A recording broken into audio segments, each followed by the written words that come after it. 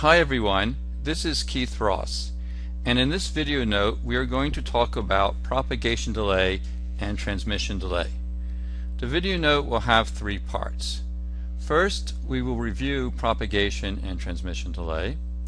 Second, we'll take a look at a Java applet that nicely animates the concepts of propagation delay, transmission delay, and the relationship between the two of them. And finally, we will solve problem 6 in chapter 1. So let's begin by reviewing the definitions of propagation delay and transmission delay. First, let's take a look at this picture. In this picture, there are two hosts. There's host A and host B, and the two hosts are connected by a communication link that has lengths of m meters. Now the communication link also has a transmission rate of r bits per second, and the propagation speed along this communication link is denoted by s, which is in meters per second. Typically s is near the speed of light, a little bit less than the speed of light. So let's first take a look at the definition of propagation delay. Propagation delay is simply the time it takes a bit to go from host A to host B. So it's the time for a bit to propagate from host A to host B. Now the bit propagates at the propagation speed, which is s meters per second, and the bit must travel along m meters. So the propagation delay is given by the simple formula m divided by s. Now note that the units check out nicely in this formula m divided by s. M is in meters, s is in meters per second. So when we divide meters by meters per second, we get seconds, which corresponds to the unit for delay. Now let's take a look at transmission delay. The transmission delay is the time for host A to push out the entire packet onto the communication link.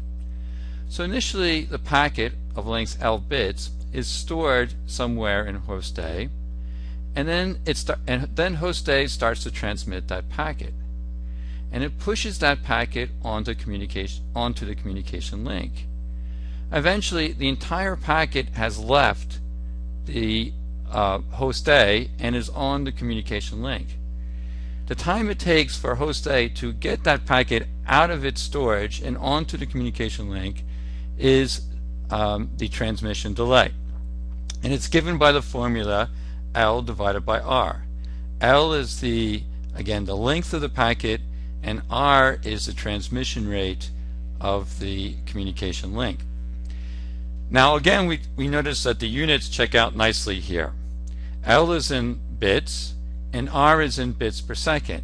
So when we divide bits by bits per second, we get once again seconds, the proper unit for delay. So now we're going to take a look at a Java applet which nicely animates the concepts of transmission delay and propagation delay.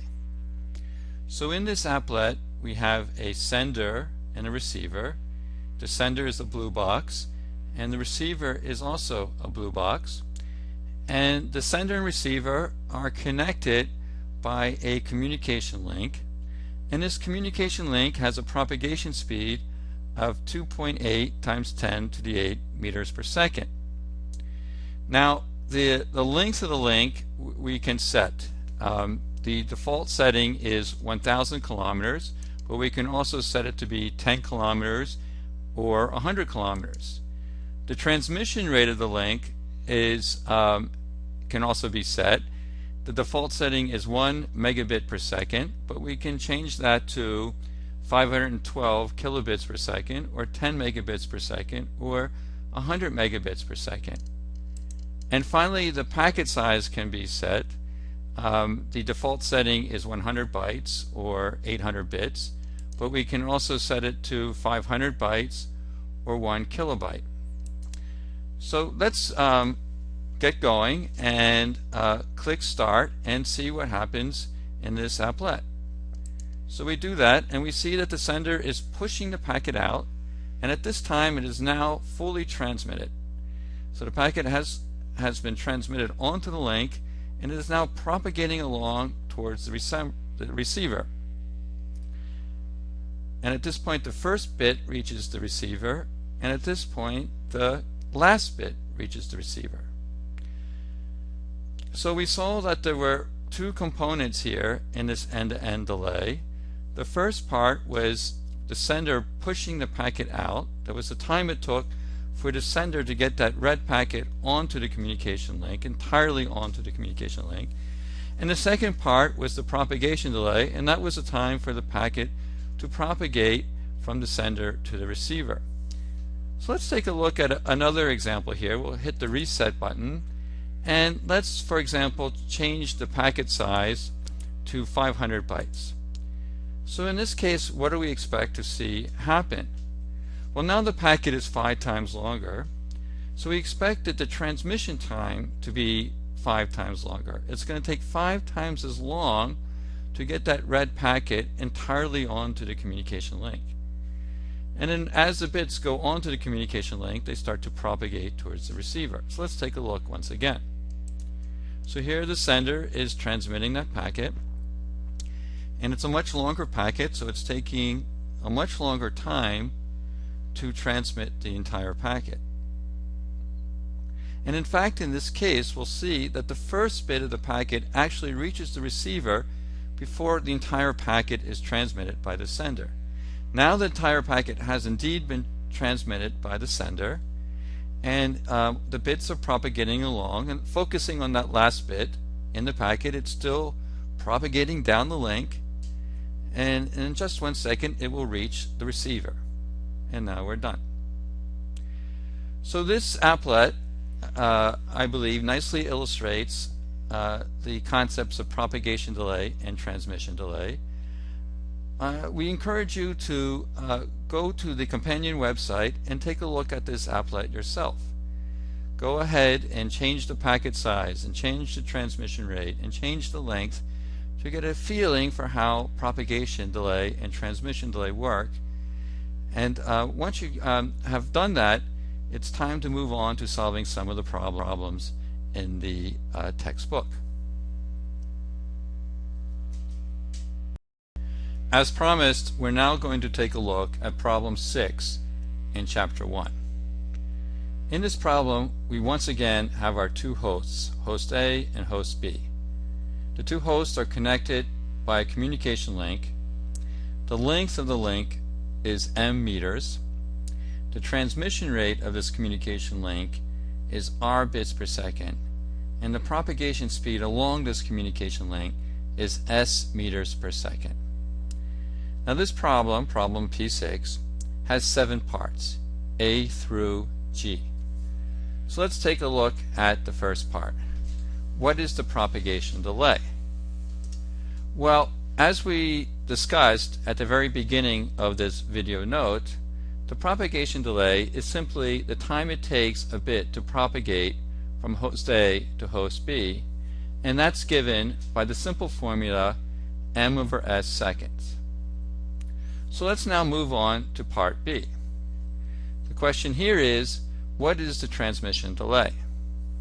Again, as we discussed at the beginning of this video note, the transmission delay is the time it takes host A to push out the entire packet onto the communication link, and that's given by L over R seconds. So parts A and part B are rather straightforward and follow directly from our discussion at the beginning of this video note. So now let's move on to part C.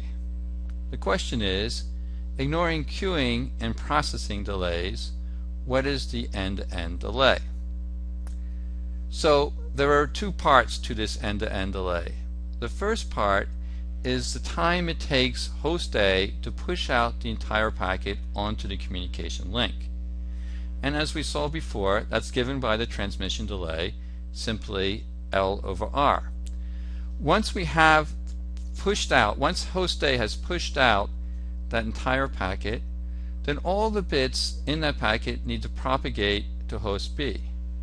Now the last bit to get to host B will be the last bit in the packet. So the overall delay is going to be the transmission delay plus the time it takes for the last bit in the packet to propagate to host B. Now the time it takes any bit in the packet to propagate from host A to host B is simply the propagation delay given by m over s.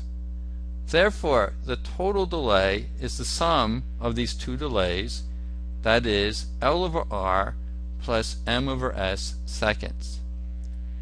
Now let's move on to part D of problem 6. And the question is at time t equals d trans, where is the last bit in the packet? Now time t equals d trans, that's the time when host A has just finished transmitting the packet. So it's just finished putting the last bit of the packet onto the communication link. So where is this last bit of the packet? Well, it's at the beginning of the communication link. It has just entered the communication link. So that's the answer. So let's move on now to part E. Suppose d prop is greater than d transmit. At time t equals d transmit, where is the first bit of the packet? So let's take a look first at this situation. D prop greater than d transmit. What does that mean? That means that the time it takes for a bit to propagate across the communication link is larger than the time it takes host A to transmit the packet. That means that when host A is done transmitting the packet, the first bit in that packet will not yet have reached host B. Therefore, that first bit will be on the communication link. And that's what is said here. Once again, this means that when host A is done transmitting, the first bit has not yet reached host B. So the bit is in the link.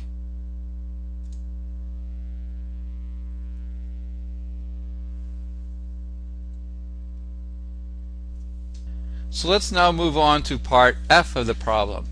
Suppose d prop is less than d transmit. The question is, at time t equals d transmit, where is the first bit in the packet? In other words, just when host A has finished transmitting the packet, where is this first bit in the packet? Is the first bit in host B? Is it on the communication link? Just where is it? So d prop less than d transmit, that means that the propagation delay is less than the time it takes to transmit the packet. This means that when host A is done transmitting, the first bit has reached host B. So the answer is that the bit is in host B. Finally, let's move on to part G, the last part of this problem. In this problem we set S equals to 2.5 times 10 to the 8 meters per second, L equal to 120 bits, R equal to 56 kilobits per second, and the question is find M, the length of the communication link, such that d prop equals d transmit. And you may recall from the Java applet, when d prop equals d transmit, that means that the entire packet sits on the communication link, just fits on the communication link. So we want to find the value M such that d prop equals d transmit, and for that we have explicit expressions for both d prop and d transmit, and they're given by L over R and L over R for d transmit and M over S for d prop. Equating those two and solving for M, we get the final result, 536 kilometers. So this completes our solution for problem P6 in chapter 1, and it also completes our video note on propagation delay and transmission delay.